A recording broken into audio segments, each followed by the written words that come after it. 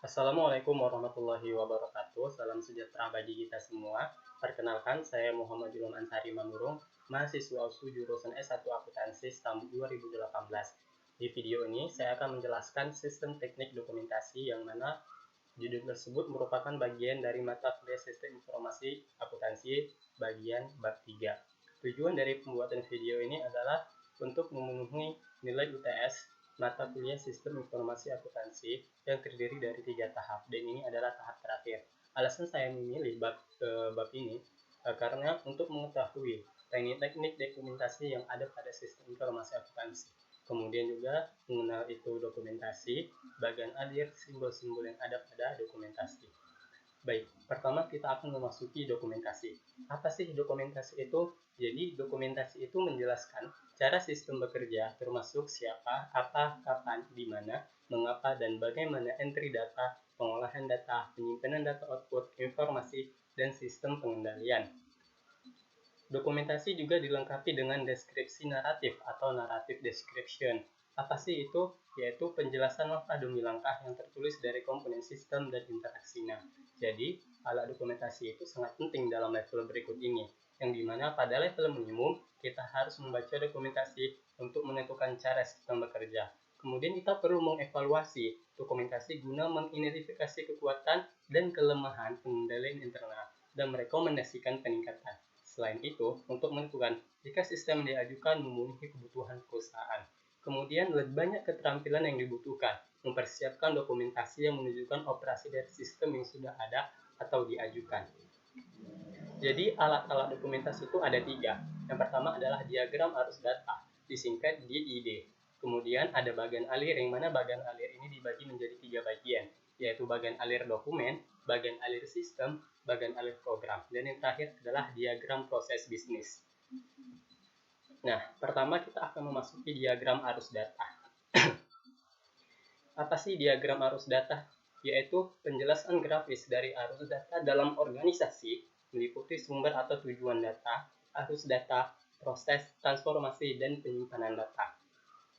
Kita akan memasuki sumber data dan tujuan data, yang dimana pengertian dari sumber data dan tujuan data adalah entitas yang mengirim atau menerima data yang digunakan atau dihasilkan oleh sistem. Kemudian ada arus data atau data flow, adalah perpindahan data di antara proses penyimpanan sumber dan tujuan. Kemudian ada proses. Proses itu tindakan yang mentransformasikan data ke dalam data atau informasi lain. Ada penyimpanan data, tempat atau media penyimpanan data sistem.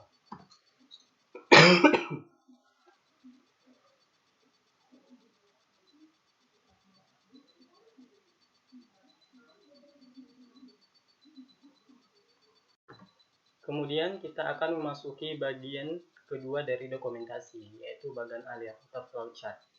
Bagian alir atau flowchart adalah teknik analisis yang menggunakan seperangkat simbol standar untuk menjelaskan gambar beberapa aspek dari sistem informasi secara jelas, ringkas, dan logis.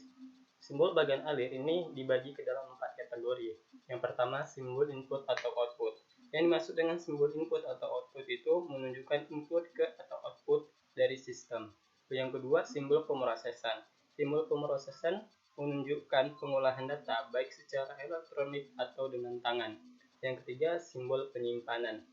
Simbol penyimpanan menunjukkan tempat data disimpan, kemudian arus data dan lain-lain. Menunjukkan arus data, di mana bagian alir dimulai dan berakhir, keputusan dibuat, dan cara menambah kata-kata penjelas ke bagian alir. Kemudian, kita akan memasuki jenis-jenis bagian alir.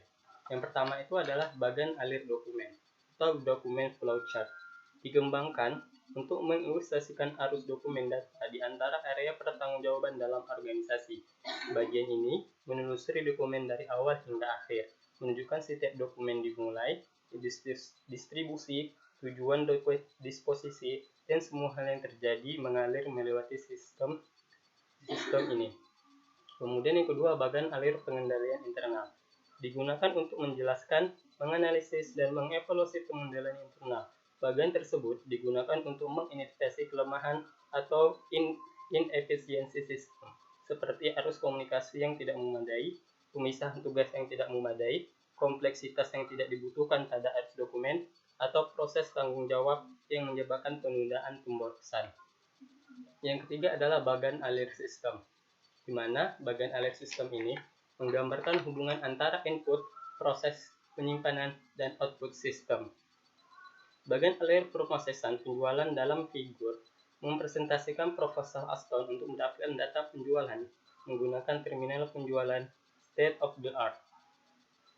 Dan yang terakhir adalah bagan alir program, di mana bagan alir program mengilustrasikan urutan operasi logis yang dilakukan oleh komputer dalam mengeksekusi program. Hubungan antara sistem dan program bagan alir ditunjukkan pada bagian berikut. Nah, bagian akhir dari dokumentasi yang ketiga adalah diagram proses bisnis. Apa sih diagram proses bisnis itu?